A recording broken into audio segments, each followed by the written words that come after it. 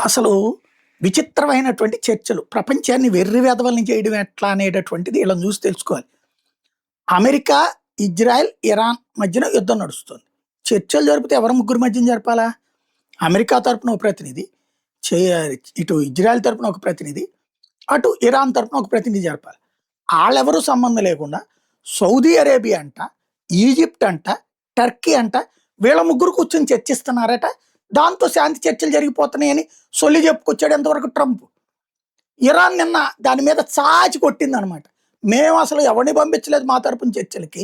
వాడెవడో మాకు సంబంధం లేనాడు మా గురించి చర్చించి మాట్లాడతానంటే మా తరపున అమెరికాతో మాట్లాడడానికి ఆడెవడిచ్చాడు అని అడిగింది.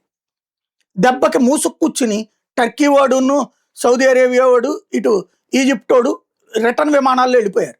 ఈ ముగ్గురికి తోడు పాకిస్తాన్ విదేశాంగ మంత్రి నలుగురు మన కూర్చుని కాసేపు అలైబాలై చేసుకుని ఆ పైన బిల్డప్ ఇచ్చారు. తీరా చూస్తే ఇదంతా తుస్సుమందనమాట. ఓవరాల్గా చర్చలు ఏమీ జరగట్లేదు. అవన్నీ అమెరికా కొన్ని రోజుల డ్రాగ్ చేయడానికి టాక్టిక్స్, తన సైన్యాన్ని అక్కడికి తెచ్చుకోవడానికి చర్చలు జరుగుతున్నట్టు ఒక నాటకం ఆడిందన్న నిజం బయటపడింది.